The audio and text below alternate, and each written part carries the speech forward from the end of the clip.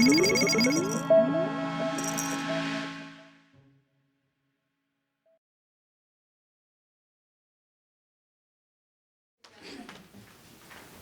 you would please mute your cell phones and rise for the pledge.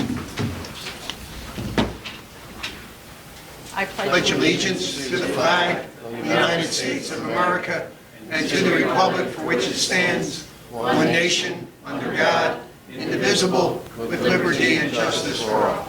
Thank you.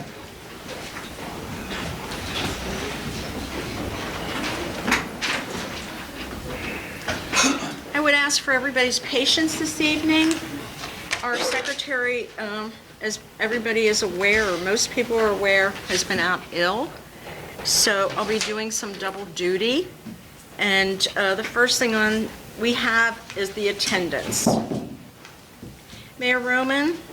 Here. I'm here. Vice President Capobianco? Here. Mr. Bull? Here. Mr. Costigan? Here. Ms. Gianakis? Here. Mrs. Haynes? Here. Mrs. Skrobak? Here. Chief Murray? Here. Mr. Wills? Here. Ms. Catania must be running late. Mrs. Stillwell, I know she should be here tonight. We only have Daniel as our junior council member tonight. Did I skip anybody? We're all good? Good. The first thing on the agenda is a motion to accept May's council meeting minutes. What's your pleasure, please? Make that motion. Any questions on the motion? All those in favor? Aye. All those opposed? So moved. Ladies and gentlemen, we're going to go out of the normal order of business this evening. Mr. Bull is going to present a resolution to a well-deserved person. Mr. Bull? Thank you. I'd like to call Stephen Ingram, Ogrum, I'll get it. I'll be better. Let me tell you that how influential having a borough secretary in the borough building is. It's been a help. But I wanted to actually, we heard about the story from Mr. Ogrum the other day, and I thought it was fitting to actually kind of give a little paper pat on the back type sort of thing. So, Borough of Parkside, Delaware County, Pennsylvania, resolution approximately 1900.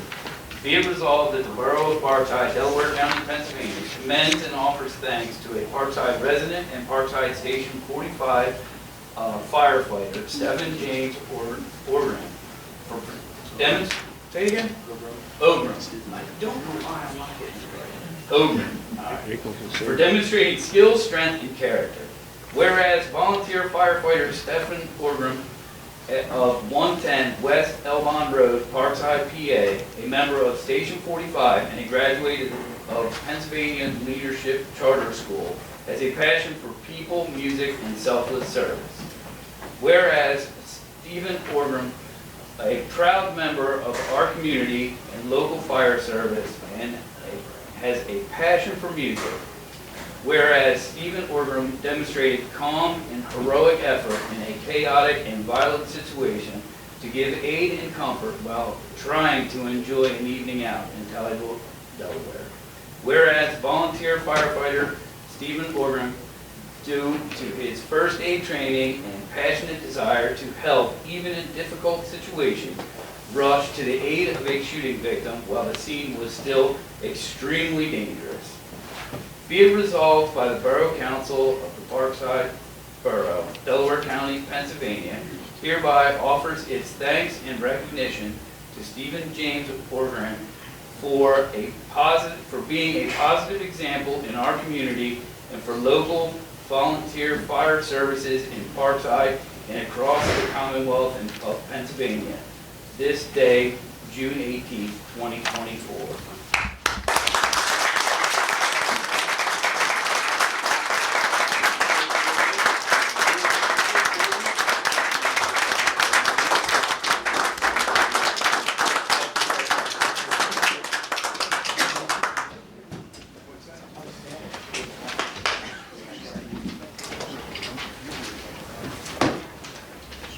Thank you, Todd. Oh, thank you.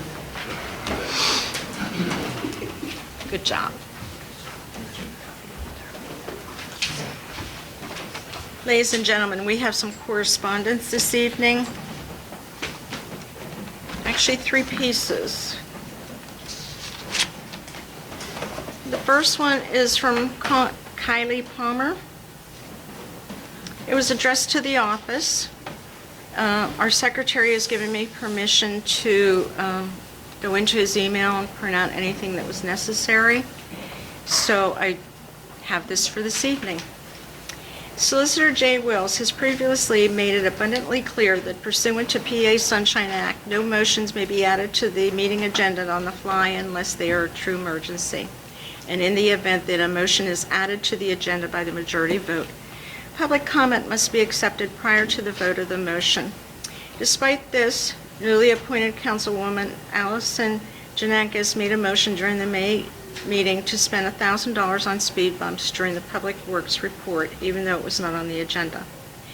There was no vote to add to the agenda. There was no public comment on this motion. The biggest disappointment, however, is not one single council member pointed this out. Similarly, the Sunshine Act requires the deliberation of discussion making by public, but in the April's council meeting, council voted to purchase landscaping apparatus for $6,000, noting that the discussion regarding the purchase had taken place by email. Not once during the meeting did anyone bother to say what the apparatus was that the borough was purchasing. After submitting a right to know, I've learned the landscaping apparatus was a medium-sized Kubota 82150 tractor of unknown age with the LA 350 front end loader bucket and the Woods RM 600 59-inch rear attached mower. Given this equipment was purchased from a Public Works employee, Ryan Cornog's mother, I expected that the council would have made it very clear to the public, given your recent infractions of the state ethics law regarding conflicts of interest. It is one thing to say you care about transparency, is another to practice it. No one watching a council meeting should wonder what it is that you voted on. Ms. Palmer quoted Section 702, Legislative Findings and Declarations. Then she goes on to say, lastly, if I continue to be slandered during your council meetings, public comment period, I will pursue legal action both against the offenders and the borough for publishing this slander on your YouTube account. Kylie Palmer. I'd just like to briefly mention that we did mention that this vehicle needed tires, and I did mention the year. It was on the agenda to purchase, but nobody from the public during public comment on agenda items had asked any questions, and we should have been more specific. Mr. Wills, would you like to address anything before I go further? I would be pleased to address Ms. Palmer's most recent correspondence to council. A Pennsylvania Commonwealth Court case that was decided back on November the 8th of 2023 has changed the understanding of how an advertised council agenda may be amended under the Sunshine Act. The Commonwealth Court held that there are only 3 reasons that permit Borough Council to amend its agenda during a meeting. Number 1, to handle an emergency. Number 2, to conduct business considered de minimis, arising within 24 hours of the meeting and not involving a contract or an expenditure of funds. And number 3, to handle de minimis business brought by a resident and or taxpayer during the meeting that doesn't require a contract or an expenditure of funds. The motion passed by Borough Council on May 15th to spend $1,000 on speed bumps, which was not an advertised agenda action item, appears to be contrary to the Pennsylvania Commonwealth Court's recent holding. To remedy this issue, I would recommend the following. Number 1, that the borough withhold or defer the $1,000 payment to the vendor for the purchase of the new speed bumps. Number 2, to defer installation of the new speed bumps, assuming they have been ordered through the vendor. And number 3, to place the motion to authorize the payment of $1,000 for speed bumps as an action item for council's consideration at its July 17th meeting. As to council's purchase of the landscaping equipment, the Pennsylvania Sunshine Act does not prohibit informational sharing among council members outside of public meetings, so long as all official deliberations and decisions occur during an advertised public meeting. Under prevailing Pennsylvania law, borough purchases and contracts below $12,600 require no formal bidding nor any written or telephonic quotations.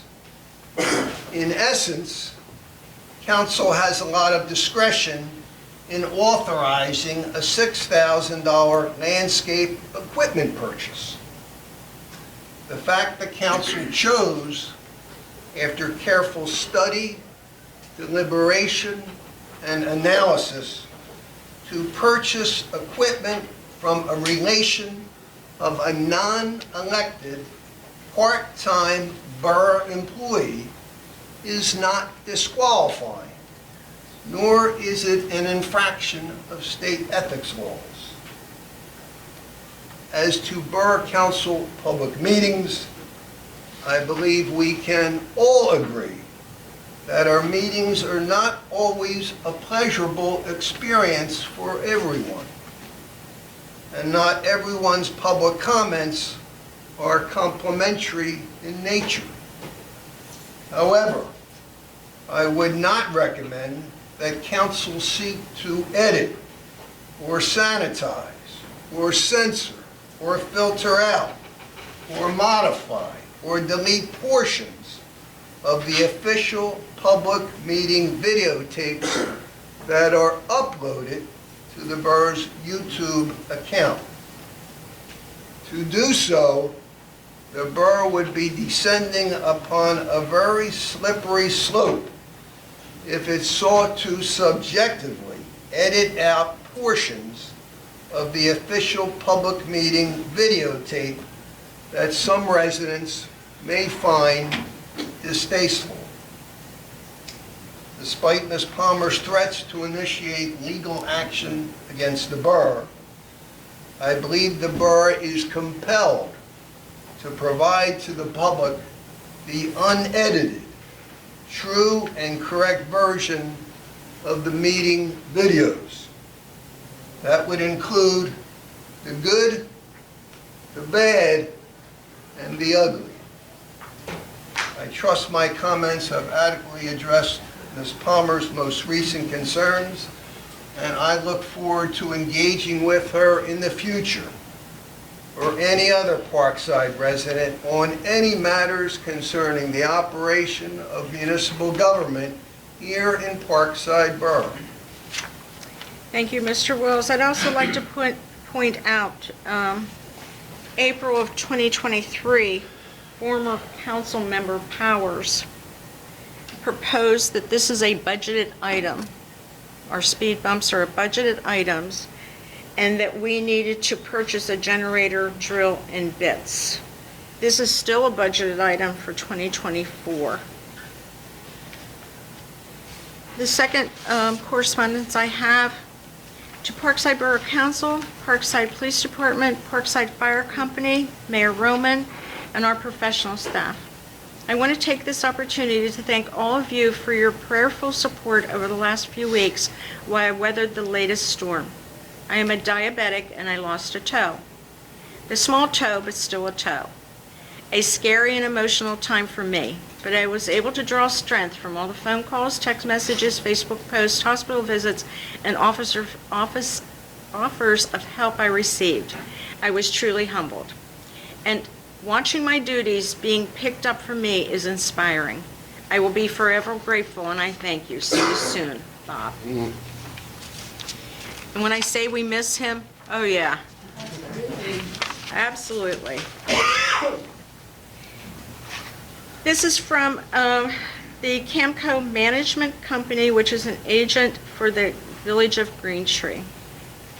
Us property managers are supposed to be tough cookies, but I have to tell you that when I saw the before pictures of a property, it brought tears to my eyes that someone I have known to be such a gentle soul had become so overwhelmed. When I got the pictures of how it looks after you got a team in there to take care of the mess, the tears became happy tears. I cannot begin to tell you how much I appreciate your swift response to our concerns about the condition and safety of this unit. A neighbor had initially brought to our attention her concerns because she was hearing bottles banging around when this person was walking, to the point where it was interfering with her sleep. I have seen quickly the interior of the unit. She was concerned for this gentleman's safety as well as the safety of first responders should they need to respond. As someone who knows the owner of that property and is also the mother of a firefighter, that you were able to address this quickly is such a huge relief. I am so grateful for your immediate attention, Mr. Capobianco, the care and concern in which you addressed it with the homeowner. Thank you.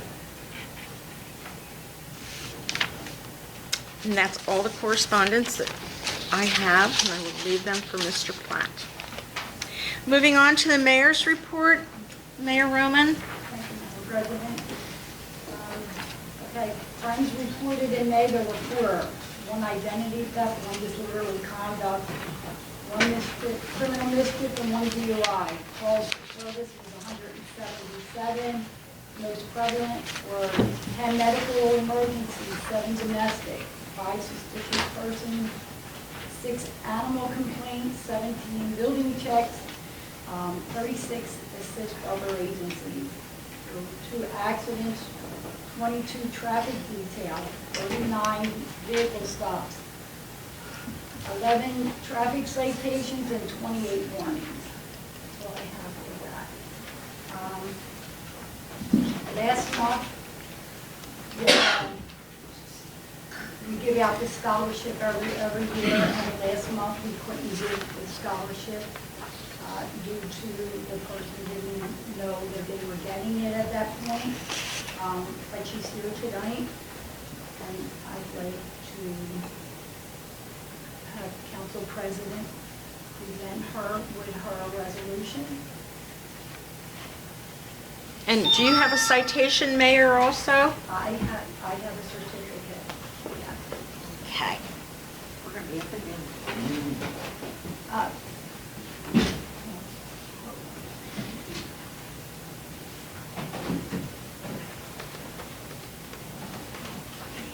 Mr. Wills, would you read the resolution for the young lady? Be pleased to do so.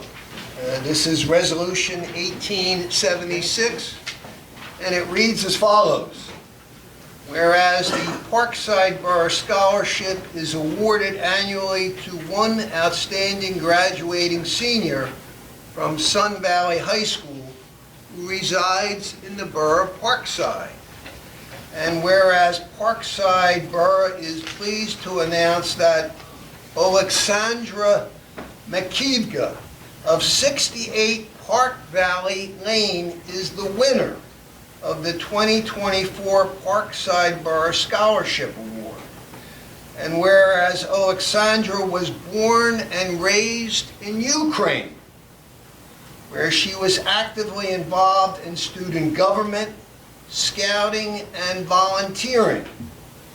And whereas the start of the Russian-Ukrainian war in February 2022 brought devastating changes to Alexandra's daily life, and her family made the difficult decision in March 2023 to move abroad and from family and friends, and to build a new life in the United States, here in Parkside Borough. And whereas Alexandra has acclimated quite well to her new life over the past year, and as a result of her dedication to her studies, has earned an exemplary 3.59 grade point average. And whereas Alexandra is also involved in the school choir and maintains a part-time job, she has managed to build a new and happy life here in Parkside Borough in one brief year. And whereas Alexandra will be attending Westchester University this fall to further her studies and pursue a career in business. And whereas Parkside Borough and its benefits and its residents benefit from publicly honoring our admirable young people such as Alexandra McCleary, who embody the qualities of perseverance, determination, and initiative. Now therefore be it resolved that we, the Borough Council of Parkside Borough, hereby commend and congratulate Alexandra McCleary for being named the 2024 Parkside Borough Scholarship Award winner. We extend our sincere best wishes for her continued success as she embarks on her college career.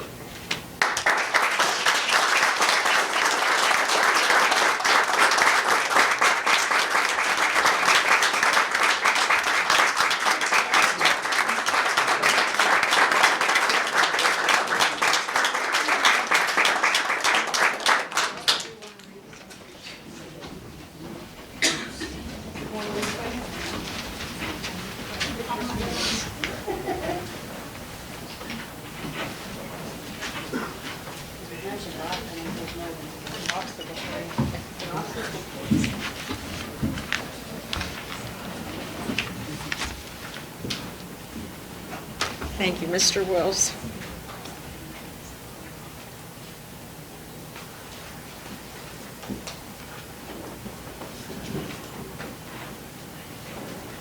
Is that her pen?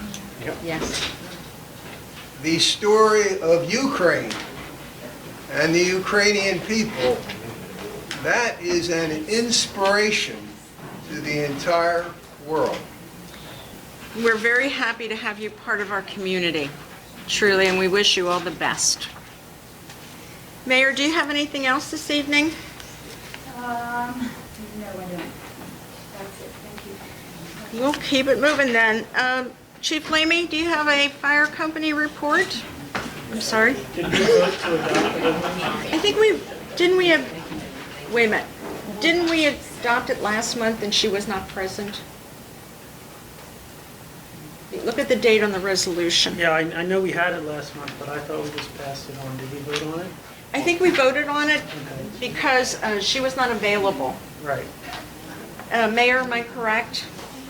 And I don't have Bob here to, Well, we have the minutes. I'm sorry? No, because it doesn't have a resolution number. It's more of a citation.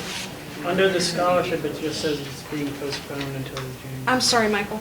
Under scholarship, it says it's being postponed until June meeting. Council may make a motion to adopt Resolution 1876 to be on the safe side, if that's what you'd like to do. I'll make that motion. Second. Any questions on the motion? All those in favor? Aye. All those opposed? So moved. Chief Lamy? Chief's report for May 2024.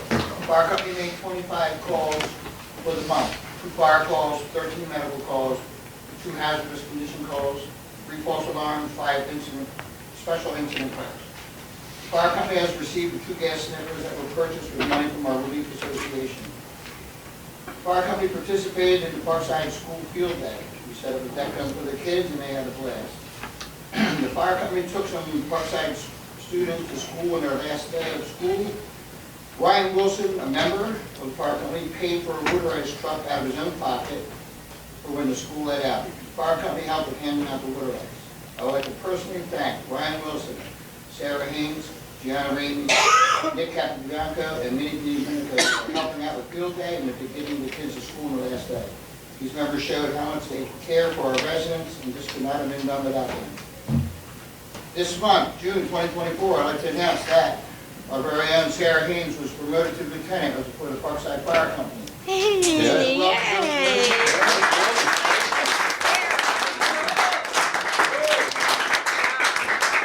Sarah is the first female firefighter to hold this position for the Parkside since I've been a member here. So she's the only one that's ever been Good female job. lieutenant in our company.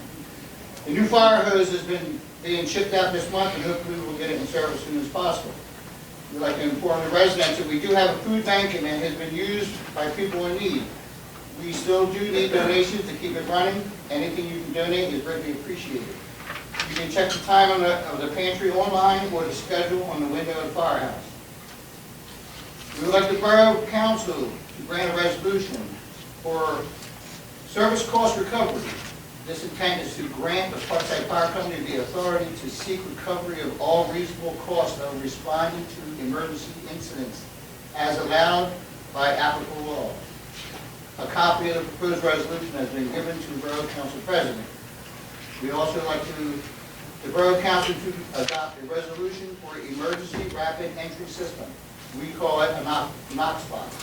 It will be used on all borough businesses to have a key lockbox on the exterior of the structure to aid Parkside Fire Company and the Parkside Police to gain access to the structure when the same is not occupied or when the occupants are unable to grant ingress to the fire company or police department.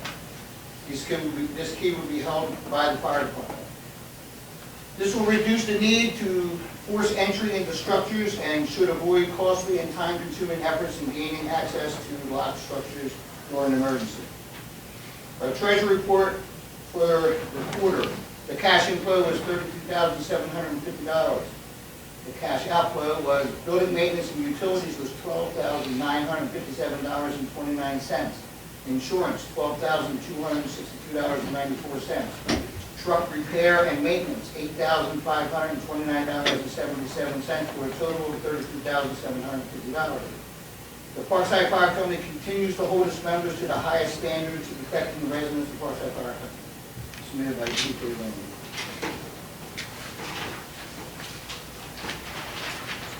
Thank you.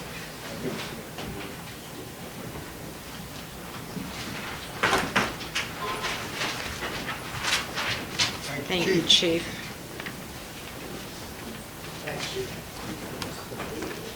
I will recommend to council that our solicitor review the two issues, the recovering of the costs for emergency calls and the Knox box, and get back to us for our July's meeting after he discusses these issues with our ordinance and resolution committee. Maybe we can do up a draft for our July meeting for council all to review. Call to citizens, agenda-related items only. If you see something on the agenda that you'd like to discuss, this is your time to discuss agenda-related items only.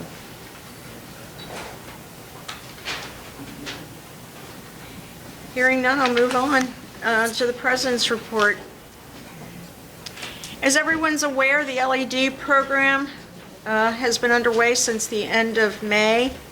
Ms. Catania and I were involved in a pre-construction meeting on May 22nd. Due to the fact that none of our lights have been repaired since August of 2022, we replaced 14 light heads with LEDs. The total amount of light heads that were installed was 93. Unfortunately, they were short one fixture, and there is one problem area in which they have to come back to. The projected cost will be approximately $36,175. I'd like to let the residents know, if you have a problem with the new LED light, and I've already reported 3 issues, please let us know. the location, the poll number, and what the issue is. There is a 10-year warranty, so this is the time to get the vendor. If you're having a problem with a new LED, please let us know. Our state representative's aide is proposed to be here June 26 from 9:30 in the morning to 11:30. We are hopeful that our secretary will be back next week. We all have been very concerned because we're at a loss without him. We're in the process of renewing our various insurance policies. The renewal date is August 1st. Many of the renewal forms have been completed and returned to our broker. We have received again interest in the old church property by another real estate agency for a zoning application. Mr. Wills will be handling this matter until it goes further into zoning if they complete the application. Mr. Capobianco and I had an impromptu meeting with the prospective buyers as they had several questions today concerning building permits and the various procedures of a municipal government. This is our season for solicitors, door-to-door solicitors. Please ask the person if they come to your door, do you have a Parkside permit? This week alone, we had somebody coming door to door, and I won't say the name of the company. They've been asked to leave. Ask them to show you Parkside's permit. We have given none out this year. If they refuse to leave, call 911 and ask them to be escorted out of the borough. I'd like to just mention 2 legislation updates. One is the change in some verbiage in the right to knows. Currently, this bill is in the Senate, amending it by adding a section to the act to discuss vacuous requesters and how to handle conduct of an individual that an agency feels demonstrates such behavior by the number of requests submitted, the scope of the request, the nature, the content, or the subject matter, and various other points to clarify this amendment to the law. And that's in the Senate. There's been a slight change to Section 18 of the State Borough Code that was passed June of 2020. Many of the changes were simply a matter of verbiage, changing words such as may to shall or shall to may. This became effective May 28th. This is the part of the state code in which a petition of the electors can be submitted to the Election Bureau to have a referendum put on the ballot to decrease council members from 7 to 5 members. When this bill was first enacted, June of 2020, it was briefly discussed by the then council. There is virtually little to no savings for the residents, and actually equates to a savings of $4.50 a year or 37 cents a month to eliminate 2 elected officials. However, June of 2020, that then council decided that it was not in the best interest of our community to even look into this matter. And unless somebody has a question, we'll just keep it moving. May I say something? Yes. So with the solicitor came to my house. Actually, they came very excitedly coming to my house, and the first thing I asked them was for the permit. They showed me a permit from Brookhaven, and that's their thing. They get confused because it says this is Brookhaven, and I explained to them it's not.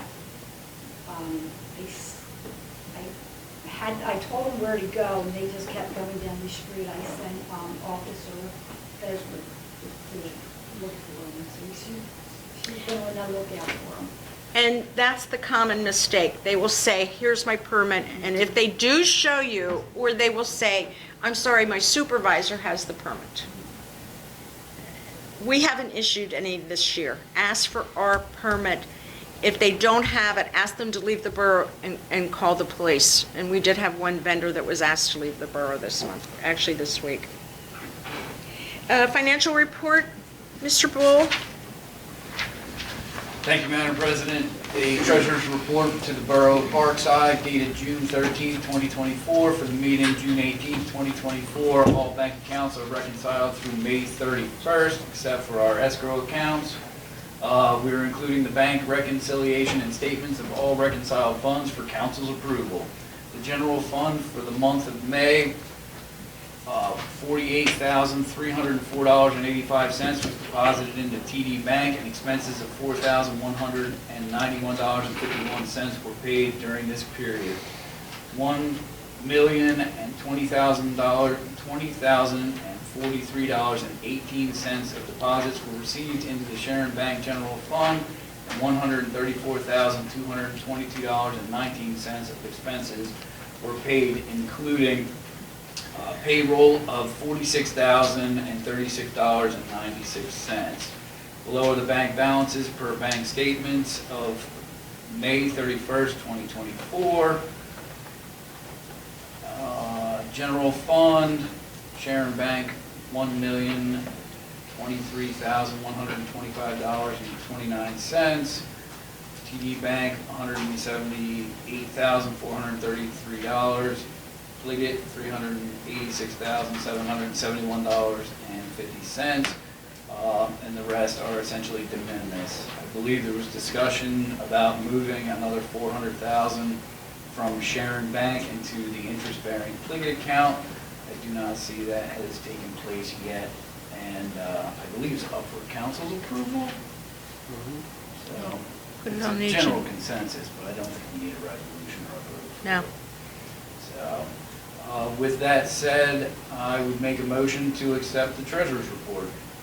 Second. Any questions on the motion? All those in favor? Aye. All those opposed? So moved.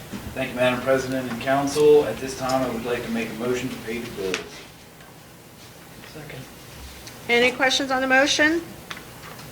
All those in favor? Aye. All those opposed? I abstain from the payment to any payment to the code enforcement office. Okay, let's do a roll call, please. All right. We're going to do a roll call on the motion to pay the bills. Mr. Bull? Yes. Mr. Capobianco? I abstain from paying any code enforcement and any check that goes to the fire company. That is, of course, you serve as code enforcement officer, and you are on the board of directors with the fire company. That's correct. Yeah. And you'll send me down your form. Let me hear. Mr. Costigan? Yes. Allison? Yes. I'm sorry? Allison, yes? Yes. Thank you.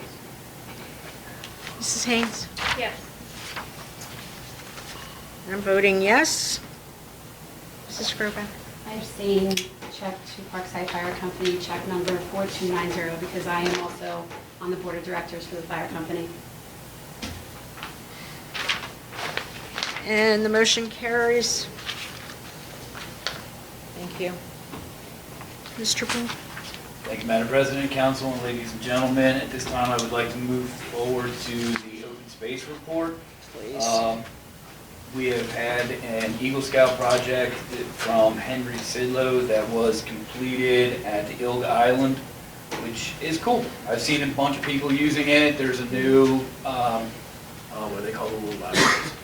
New little library there, a couple benches. A couple of the neighbors came out when I was doing like one of the final walkthroughs and said that they'd be happy to take care of the flowers that were put in and things like that. So it's always neat to see the Eagle Scouts, you know, leading projects moving forward, and it's nice to be a beneficiary here with the borough. So someday I'll get my clock tower over there and my bridge across 362. But I don't know. Hold the if those thought are on still- that. Maybe there'll be an Eagle Scout project. So. Could you and- tell me if that wood was treated? My concern was that the wood did not look like it was treated and maybe weathered within a year. Oh, it is treated wood, but Great. it's I forget what the level is called, but it's like so like you can use it to make a park bench, and it doesn't have any of the issues that you would have from the old creosote stuff. So Okay. it's deceptive looking, but it's safe for people to sit on, and it is pressure treated. Thank you. There were a couple small little punch item lists that I'd like to see, but all in all, it was a wonderful project, and it was nice to see it come together. Moving on, the Wesley Cole had some concrete work done that was completed to reduce the tripping hazards. I have not had a chance to get over there and have a look at it, but I can know that the contractor was very interested in making us happy, because I think Look he very wants to nice. start to try to get other relationships with other townships, so. And it looked very nice. Oh, fantastic. So, and with that, I will report general progress. Any questions for Mr. Bull? Moving on to junior council report, Mr. Costigan. Thank you, Madam President. I don't have much of anything for junior council. I just want to present Daniel with his certificate for this year. Daniel and the rest of the junior council continue to do great work, and I think they're learning a lot in their experience as junior council members. Daniel's spearheading a great project of some different memorial gardens in the borough, and I'm just continue to be amazed by the progress that they make. So Very much. hopefully Daniel sticks around for next year, and we can continue to see the work that he and the rest of the junior council continue to do. But I would like to present this certificate to him now.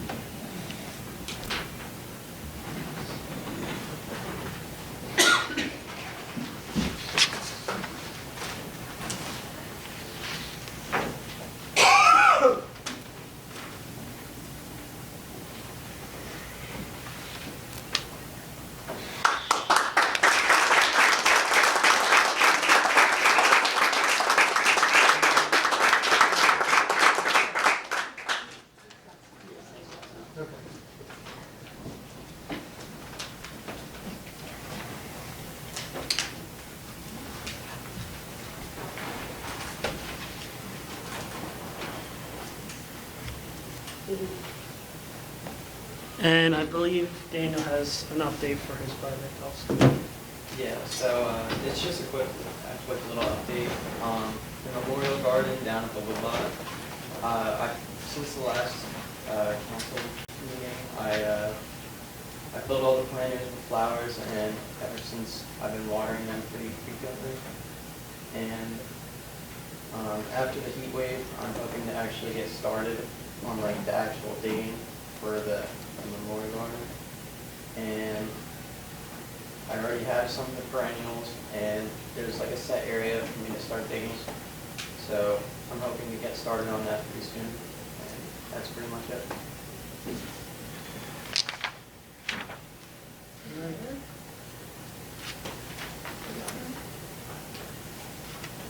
All right.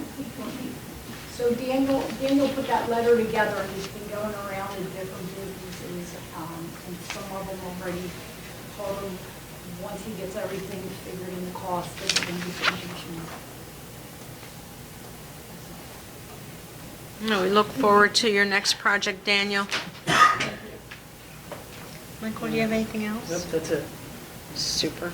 Recreation report, Mayor Roman. Madam President, again, I want to thank all of our Recreation Committee volunteers. Your continued dedication and work is totally appreciated. On June 15th, we had our movie night. It was the Sandlot. I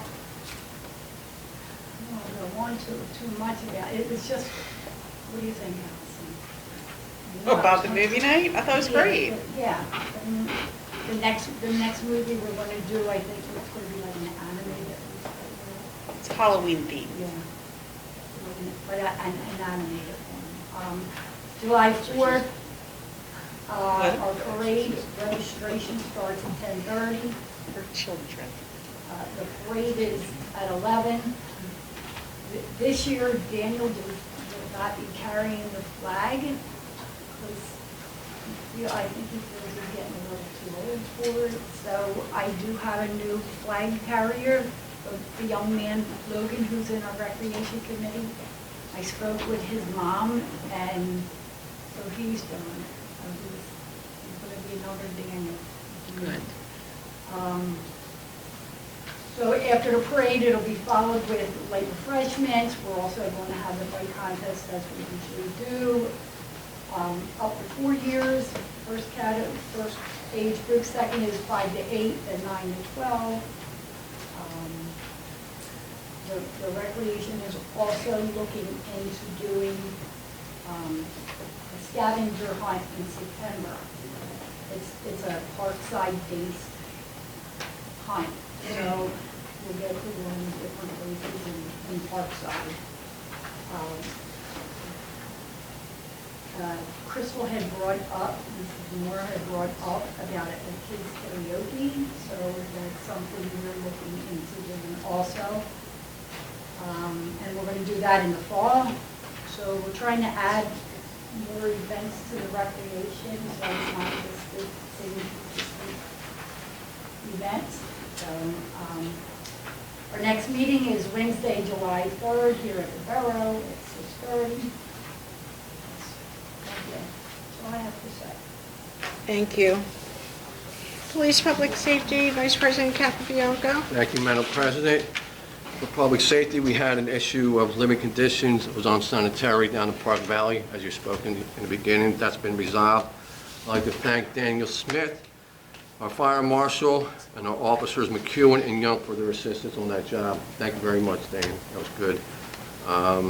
Code enforcement, there was one issue of weeds growth on the 2800 block of Edgemont Avenue. Had a sewage leak issue on the block of East Shelton.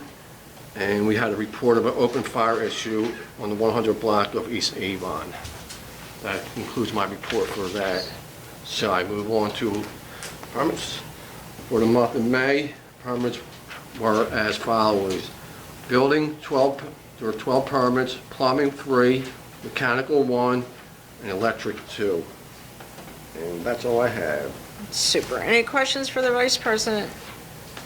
Moving on to ordinance resolutions, grants. Mrs. Skrobak. Thank you, Madam President. Ordinance number 582, section 95-1 of the General Code of the Borough of Parkside entitled Disturbance of Containers Placement is hereby partially amended and supplemented to include subsection C as provided herein.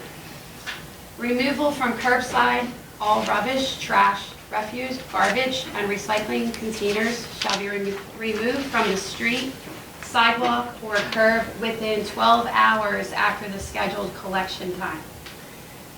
With that being said, I would like to make a motion to advertise the said ordinance. And if I could just, by way of some background and edification for all council and for the members of the general public, the borough had received numerous complaints from residents that certain residents are leaving their trash and recyclable containers at curbside on a permanent basis, meaning after the trash is picked up, they're leaving the trash and recycling cans out there. The borough currently has an ordinance on the books prohibiting trash containers from being placed on the street, sidewalk, or curb more than 24 hours prior to the scheduled pickup. However, the ordinance is silent as to when such trash containers must be removed from the street, sidewalk, or curbside subsequent to the trash collection pickup.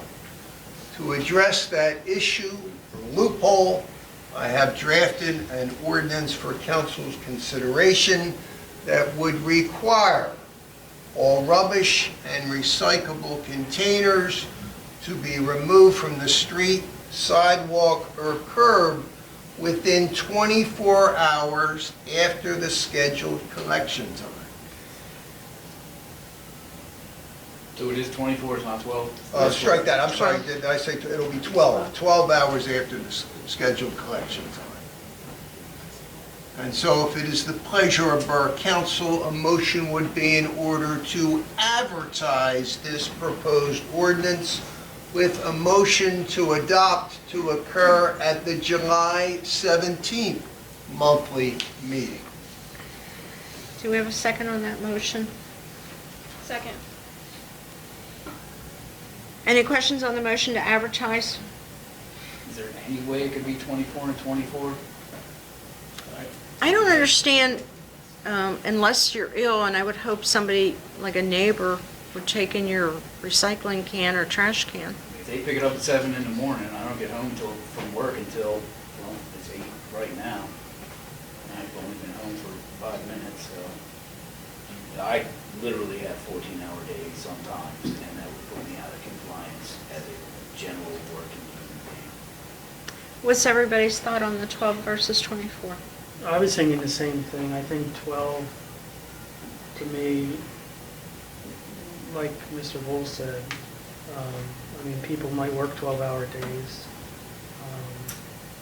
May not be able to get to it. You think Or maybe 16 hours. I don't know. 18 hours? If we wish to be consistent and a little bit flexible, giving the property owner 24 hours subsequent to the pickup, that is quite reasonable to, again, remove those recyclable and trash cans from the curbside. Obviously, leaving that out there on an extended basis is not particularly pleasant experience and not aesthetically pleasing.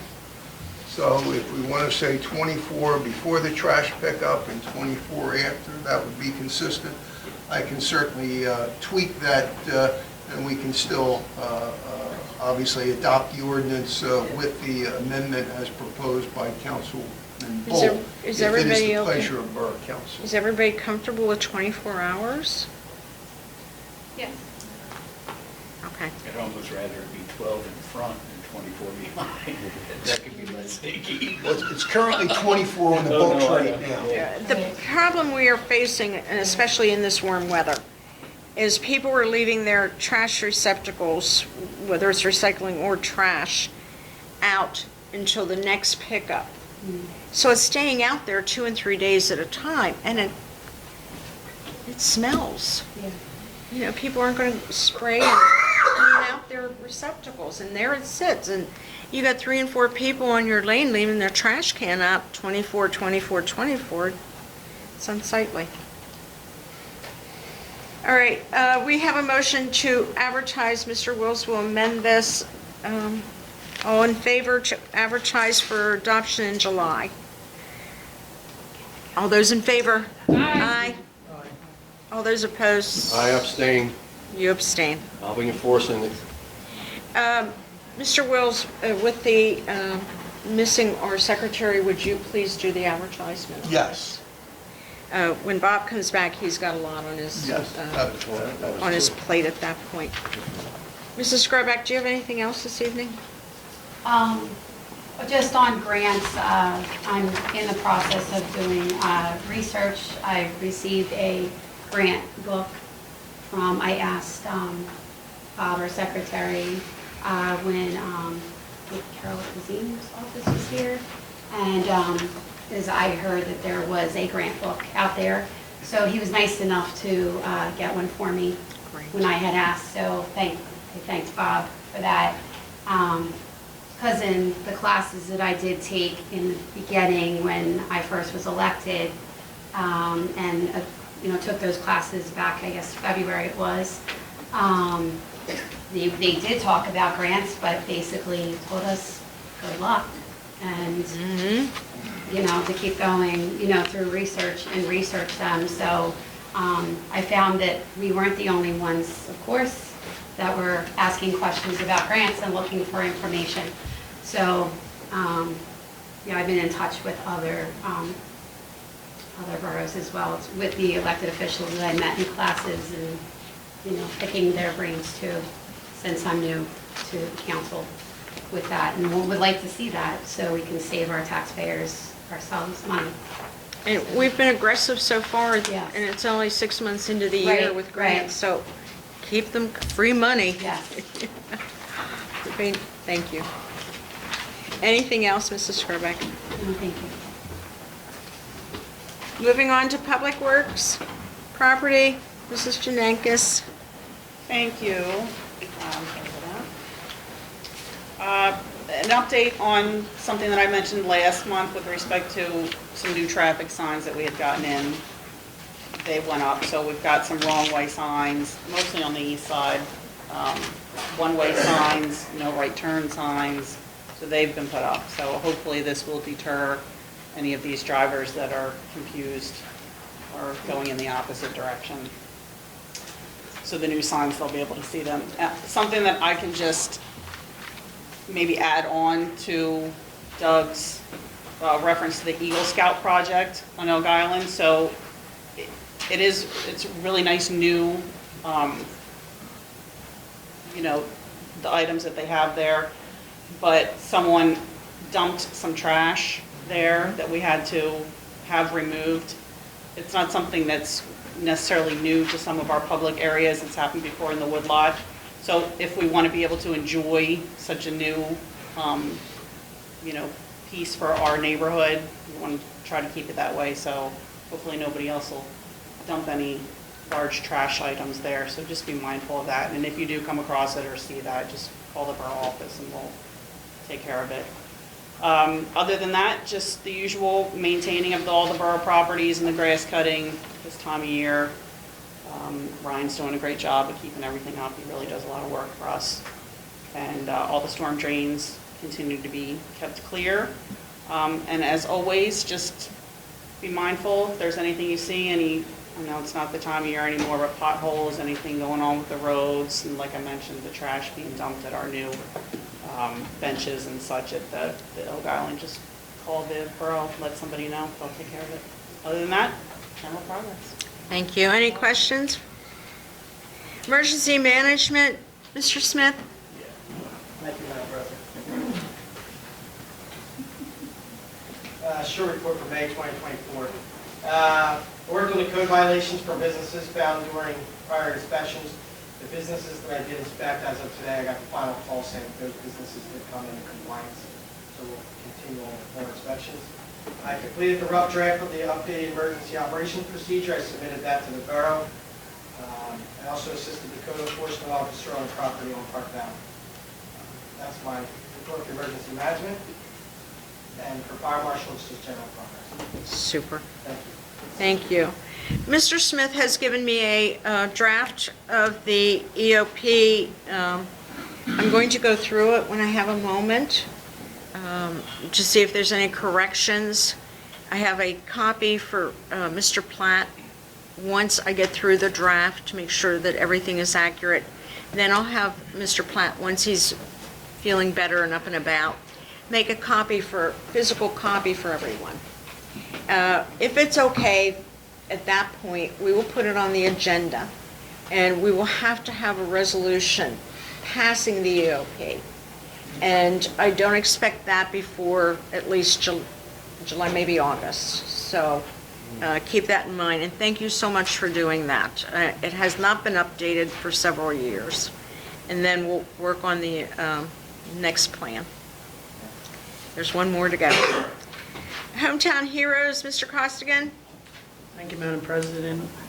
I could just report general progress on Hometown Heroes. We'll be meeting within the next week or so. The committee will be meeting to discuss our plan and next steps. And do you want me to go into recycling? Mm-hmm. Let me just mention real quick. I spoke with the mayor, and she'll attend that meeting with the Hometown Heroes and bring you and your committee up to speed as to where she is, where they've been. I know there was one person who had an issue with the banner, but the mayor will fill you in on all that. Okay.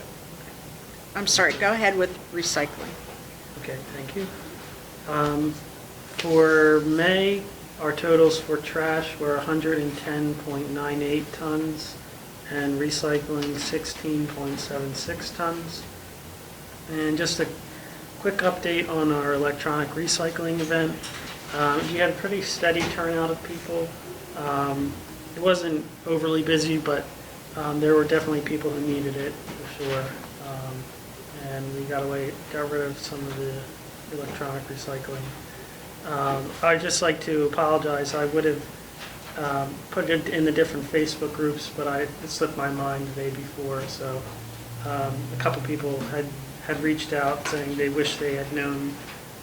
Of course, we said it in the meetings and it's on the website, but everybody gets things on social media these days, so I'm not the best with that. But I think overall it was a successful event. So. And an idea for next year, I'm hoping we do it next year, is if we can get authorization and permission from the school early, we can get it in the first quarter newsletter that all the residents would receive. Yeah. And get more participation. Yeah. But thank you for doing that. Sure. I think the residents that did attend enjoyed it and had a lot to get rid of. Yeah. Yeah. Anything else, Michael? Nope, that's it. Super. Communications, Sarah? Yes, the Parksider newsletter, second quarter, is due to be printed this month. I've been very busy attending many Parkside events for pictures. Memorial Day, we attended Doug Bull's flag retirement ceremony. That's going to be featured in there. And then also, my daughter Riley Haynes is our volunteer substitute videographer this evening because Theo, unfortunately, well, thankfully. Yay, Riley.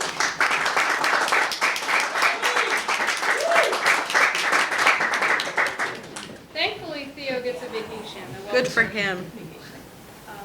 Aside from that, just general progress. Super.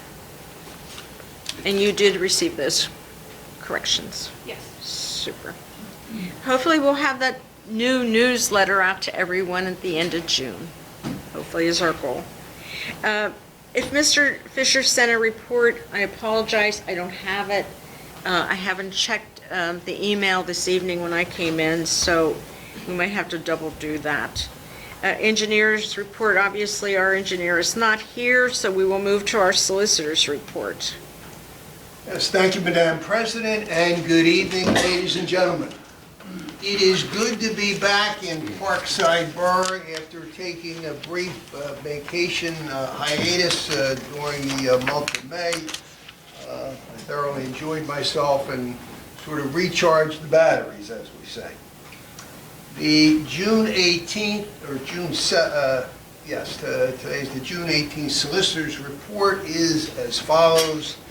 Again, we spoke about earlier the new proposed ordinance with regard to the trash and recyclable containers. I will amend that ordinance to reflect that those garbage and recycling and trash cans must be removed within 24 hours after the pickup, and I will advertise that ordinance as requested by the Council President. Number 2 is right to know law requests. Again, my office continues to work diligently with the Open Records Officer and with our new Deputy Records or Open Records Officer, Councilman Costigan, as we respond to multiple right to know law requests. Third is a nuisance abatement lien. My office recently filed a nuisance abatement lien against the property at Park Valley Lane. This was for professional services performed by the borough's independent contractor, A2U Services, regarding cleanout services and the abatement of hoarding issues for a property at that particular location. Next item on my agenda concerns the former Parkside Methodist Church.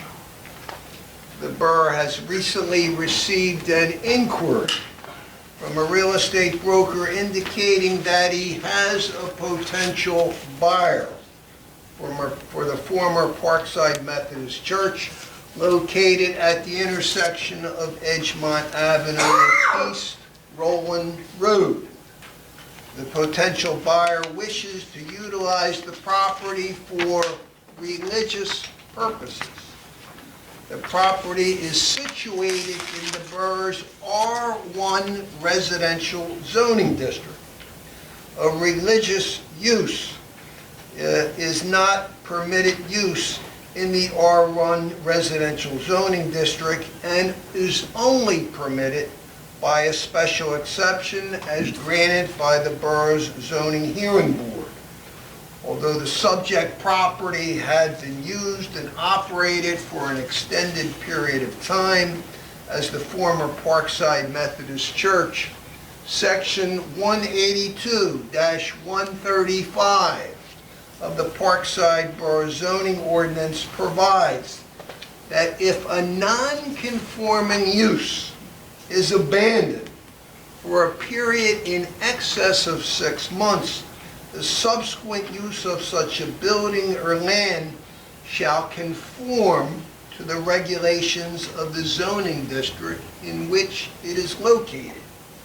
Because the property's religious use has been abandoned for many years, the property reverts back to the regulations of the R1 residential zoning district. Hence, the need for a special exception. Fifth, I want to offer my best and sincere wishes for a speedy and complete recovery for our Borough Secretary. Bob Platt is the ultimate professional. He is a highly competent individual, and he is a pleasure to work with. And I'm hoping we see Bob back in the office as soon as possible. I agree with that. Yeah, amen. Lastly, He's wonderful. yes. Lastly on my list, part of my job responsibilities as solicitor is to advise Borough Council and the general public when important court decisions are rendered that directly affect local municipal government. This is one of those times. The case at issue involves a municipality's ability to regulate political lawn signs. It is a rather germane subject as we approach what promises to be a very contentious presidential election season. The facts of the case are as follows. The Borough of Camp Hill, it is a town of about 8,000 residents and located just outside of Harrisburg, Pennsylvania. They passed an ordinance regulating the placement of political lawn signs, which contain the following restrictions. Number one, residents could not put up more than 2 political lawn signs. 2, the lawn signs could be not put up more than 60 days before an election. Number 3, the lawn signs could be no taller than 6 feet in height. It's a fairly large lawn sign. 4, the lawn signs could not remain more than 30 days after the election. The Borough Council stated that the purpose of the ordinance was to promote traffic safety and neighborhood aesthetics, right? Arguably legitimate public interest. Notwithstanding, the borough was sued in federal court, with the plaintiffs claiming that the ordinance is unconstitutional and that the limitation on political lawn signs violates the free speech of residents. Interesting case. Last month, a 3-judge panel of the Philadelphia-based United States Third Circuit Court of Appeals, that Third Circuit is directly below the United States Supreme Court. They ruled that the ordinance is unconstitutional, it is unenforceable, and that it violated the free speech of residents. You may ask, what are the practical takeaways from this court case? Well, if your next door neighbor decides to erect on his or her front lawn a 10-foot tall sign that proclaiming elect Donald Trump president, or, depending upon one's political persuasion, a 10-foot tall sign proclaiming re-elect Joe Biden president, or perhaps multiple 10-foot tall political signs. You may feel compelled to come before council and say, Mr. Wills, these signs are monstrosity. They are an eyesore. They are a hazard. They are devaluing my property.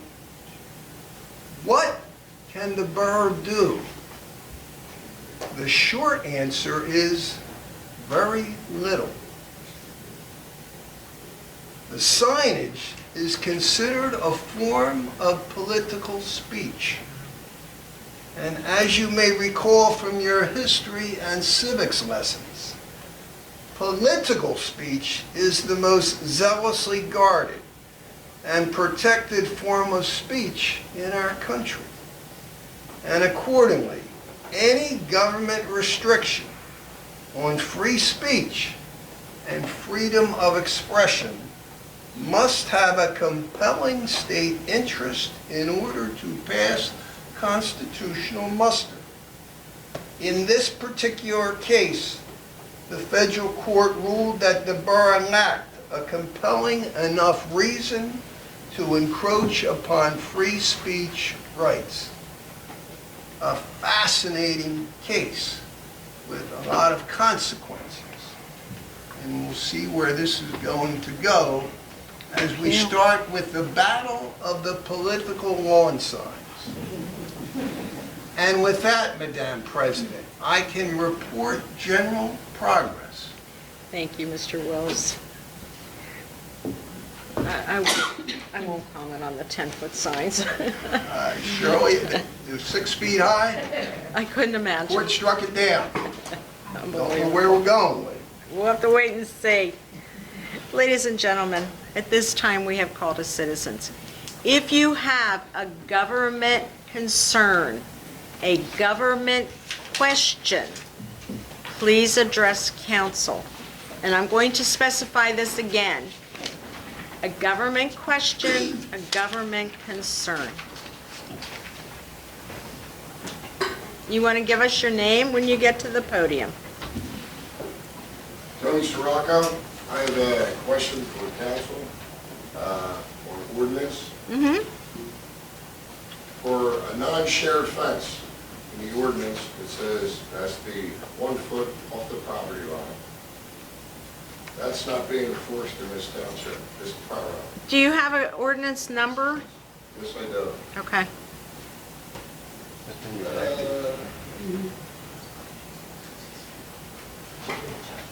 8298. Okay. And for screening, that's for plants, trees, flowers, shrubs, bushes. It's got to be at least 5 foot off the property line. For damages for roots and all,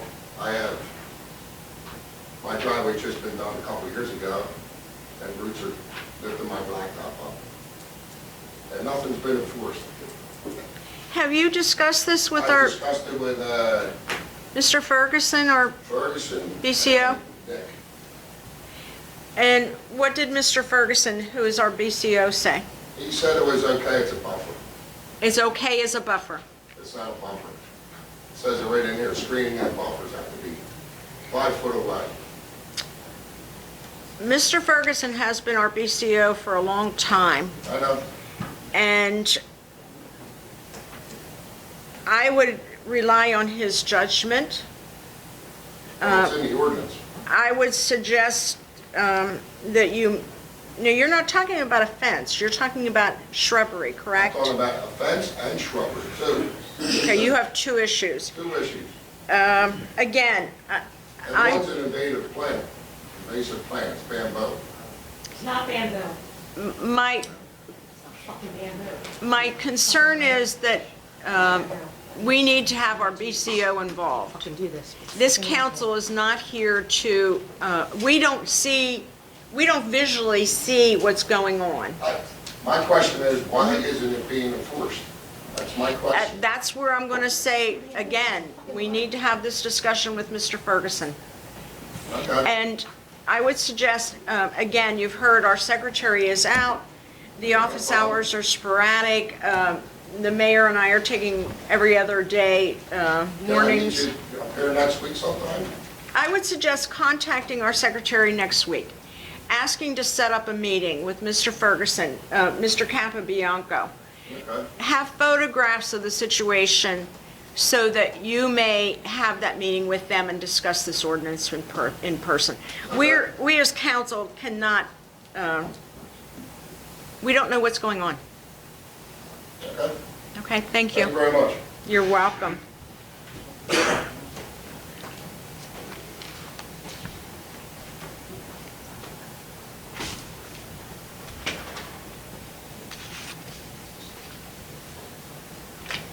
Hi, Judy Saunders. Couple things, my correspondence wasn't read. So, which was correspondence you answered, no problem, I'm kind of used to that. Kyle's name is Kyle, not Kylie. And then I have a couple of questions.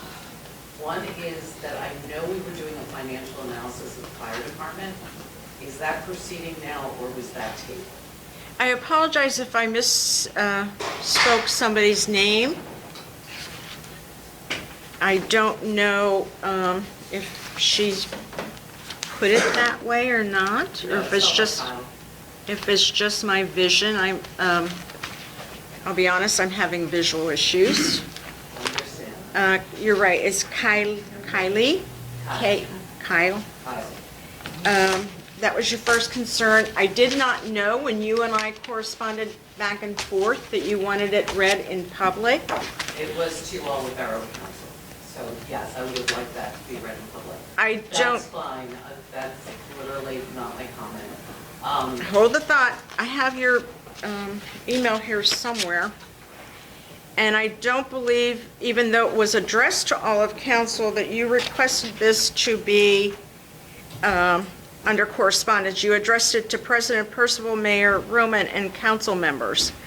And I don't remember, and I apologize, but I don't remember you asking this to be read at the next council I meeting. didn't realize that my correspondence specifically had to be asked to be read. I thought all correspondence would be read. Not necessarily. I responded to you rather quickly. And I responded right back. Yes. Rather quickly. Yes. So And as far because we've had this issue before, when I write correspondence to the Borough Council, I would appreciate it being read publicly. I will let Bob know. Okay, wonderful. As far as the fire company audit, it's a private entity, and we said several months ago that the audit was completed. There was no findings as far as the $80,000 to $90,000 being missing or stolen.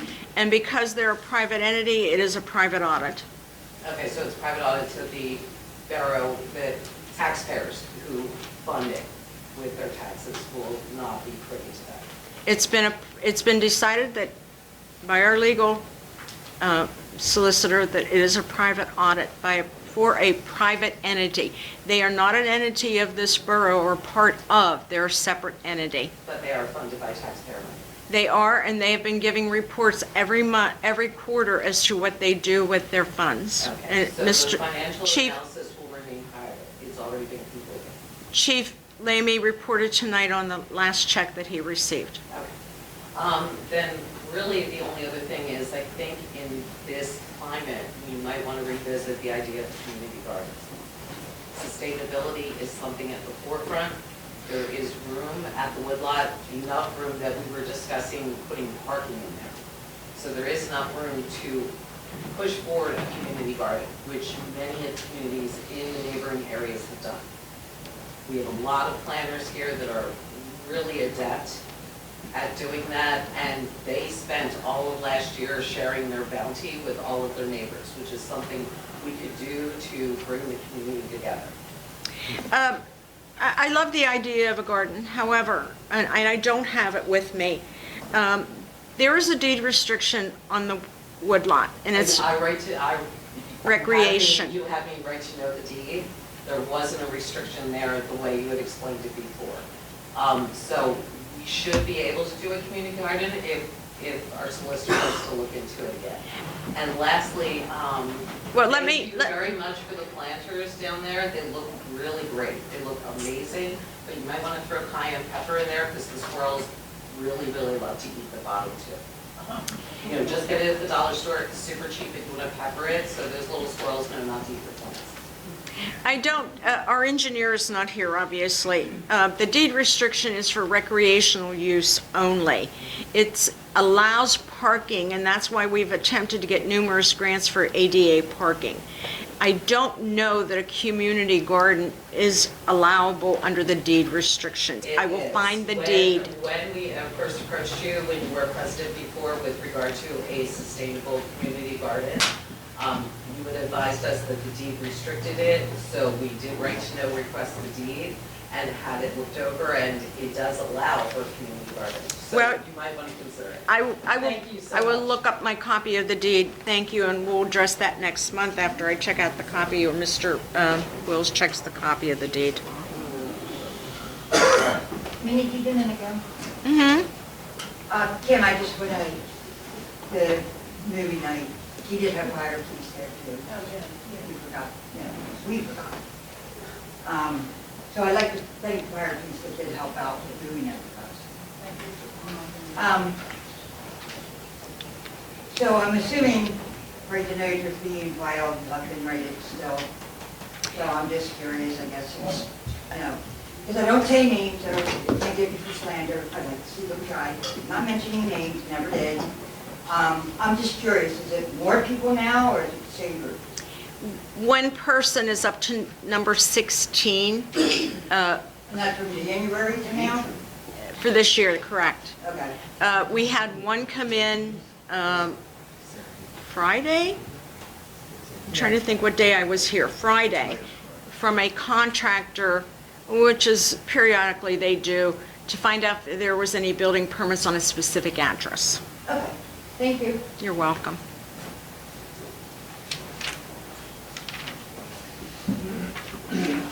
Suzanne Nolan. Just a couple things. I want to thank you very much for having the long-way signs.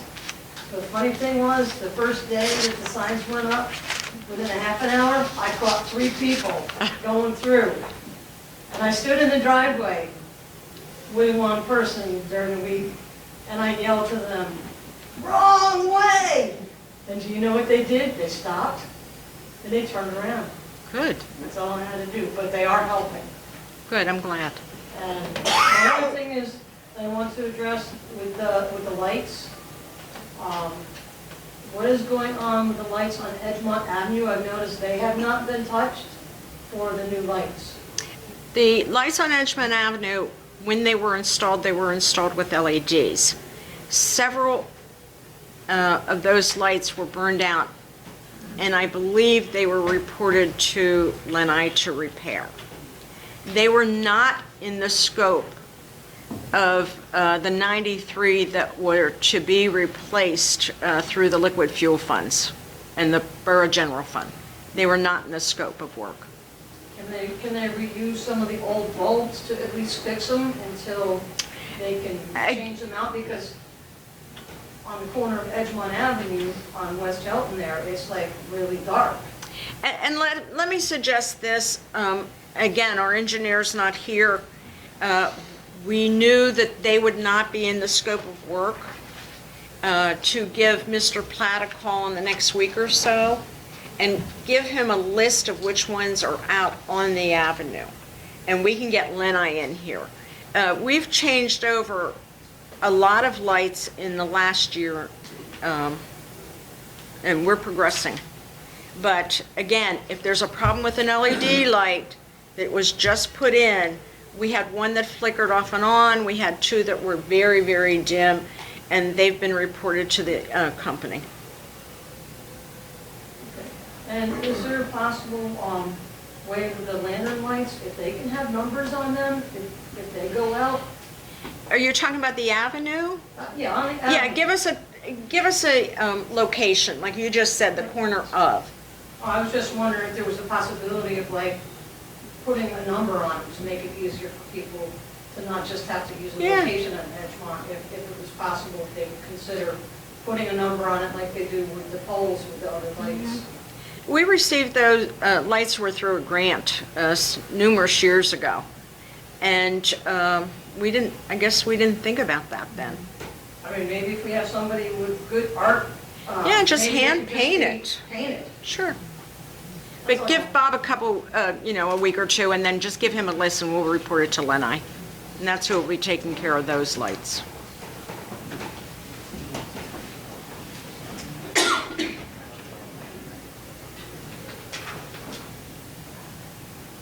Good evening, Max Saunders.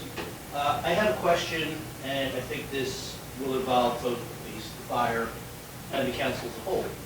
As everybody's aware, we were in the first heat wave of the summer. It's not even summer yet. Has anybody thought to set up some kind of phone tree to check on our elderly residents? I know that's a big concern for the council, but I think this is something that Mr. Costigan and junior council could spearhead. Setting up some sort of phone tree to do wellness checks on our elderly neighbors. I mean, it just seems silly not to have it in place. We talked about we talked about Helping Hands in January. Council has been working diligently to backtrack on some other projects. Helping Hands program will be something that we're going to go forward with. Right now, and they say on the news, check on your elderly neighbors. We need to be responsible as residents to know if your next door neighbor hasn't been seen to pick up his mail. We need, as neighbors to neighbor, to check on our neighbors, whether they're elderly. Somebody sees a dog outside that's been barking in this heat for a half an hour, please call 911. There was just a dog in Chester that, oh, I'm not supposed to say things like that. There was a dog in a neighboring community that just died because it was left out in the heat. And that's exactly the point that I'm trying to make. Come on, let's check on each other. While a great many of the residents here have, have central air, a lot of stuff. Mm-hmm. I work from home 2 to 3 times a week, and I'm dying in that house. And I know that there are a lot of elderly that don't have it either. Mm-hmm. And if we just got, again, the junior council, the police, the fire could go around, just get, just let us know if you need anything. We'll have people come and check on you once or twice a day. I think it's a good idea to set up, and I think everybody, I know I volunteer for it. I'm sure everybody up here and everybody back here would as well. Mm-hmm. It's just a matter of getting their names, their numbers, and just assigning a group, you're responsible for these 5 people. Just Right. give them a call during the day, or stop by and say hi, you need some water. And let me throw it out to Ms. Sarah, we might want to put something on the website. Keep in mind, our fire company is our emergency management location for any type of emergency, shelter, etc. Maybe we can get something on there. I can add something into the newsletter before it even gets printed for them to call a number or an email to be added to the list. So we could start that. Is it possible, and I don't know, the building, but what I meant was, that you guys have central air. Oh, you don't? Shirly. I read it 3 this morning, that's why I was so I late was just today. thinking if we had a I location read where it 3 this morning, elderly who about don't this have air check, just conditioning doing Park are Valley people and up East to just Wallen. get into the pool. That's why I was late coming back today. Even this building. And Chester Family Center on, I think it's Haynes Avenue, is giving away to seniors a free box fan. And I think that's coming up very shortly. Mr. Capobianco has already performed 3 wellness checks today. And that's important. We need to keep contact with our neighbors. Whether they're seniors or not, a lot of people don't have air conditioning. They're using fans. We don't know if the fans work. Again, As somebody who, like I said, works we're all from home in that neighbors. area, it just blows the hot air around. Well, you have to keep the windows open if you're using fans. It just brings the hot air in and blows it around the room. But, I mean, maybe reach out to Brookhaven, they got that gigantic building over there, or the hall air conditioners, you know, set up some tables. You know, they could play checkers or cards, or just sit in the corner and read a book.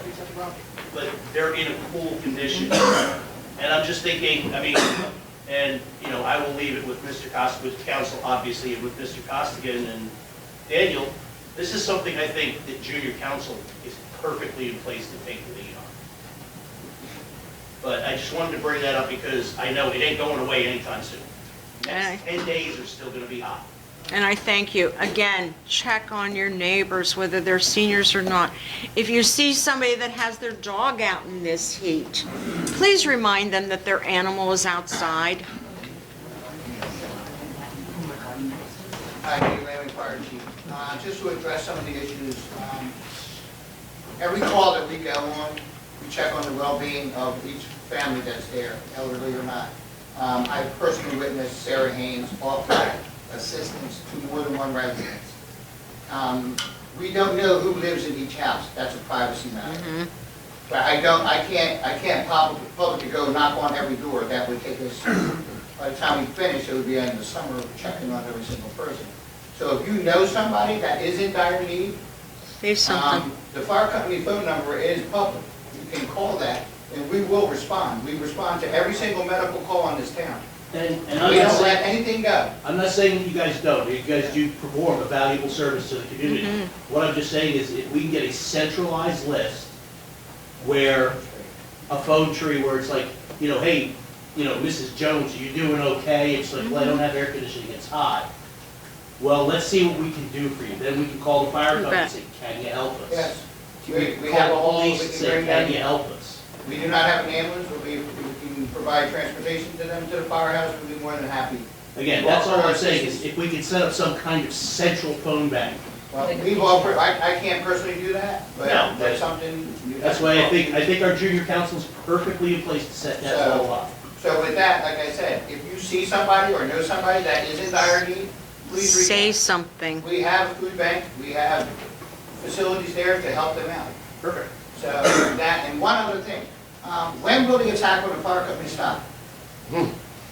It's done, it's over, and I'm really tired of it. So if they don't like the fire company that bad, why do they keep bringing it up? Get over it, it's done. Thank you. Never mind. Thank you, Chief. Mayor, did you want to say something to that issue? Yeah, I was just going to say, if you wanted to mention the... I'm sorry? If you wanted to mention like the borough's number and stuff like that, and then... Well, with us being shorthanded, Bob's not here, you and I are They been... can always leave a message. And again, many of our residents know our elected officials. If you know a person in distress, contact one of us. Call 911. Call 911, thank you. Call 911. We know our neighbors, come on. If you don't see your neighbor for 2 days, you're wondering what is going on. If they're not picking up their mail that day, you know something's going on. Check on your neighbor. I also think, to add to that, the newsletter would be good too, because with walking around, you know, and talking to local residents, even on my street, that do not go on to social media. They and don't. So they might not have access to the internet, so I think the newsletter being hand-delivered is great for our senior residents as well, because that's what, you know, I've been told that more than once. I mean, yes, you know, save paper, whatever, but in this case, we have a lot of residents that do not have the internet. So I think that is great to add that, Sarah, to the newsletter as well. Does anybody else wish to address council? We're going to move on then. Does anybody on council have any old business? We're going to move to new business. I'm going to make a motion to appoint Mr. Costigan as temporary right-to-know deputy officer when needed. And yes, Mr. Costigan is aware of this. I'll make that motion if somebody can second. Second. Any questions on the motion? All those in favor? Aye. All those opposed? So moved. Thank you, Mr. Costigan. Thank you, Michael. We appreciate it. Michael has stepped in. Again, as everybody heard, our secretary unexpectedly was in the hospital for a week. We had some right-to-knows pop up, and Mr. Costigan generously stepped in and took right over. I'd like to make a motion to adjourn, Madam President. Do I have a second? Second. Any questions? So moved. Thank you, ladies and gentlemen. Stay cool.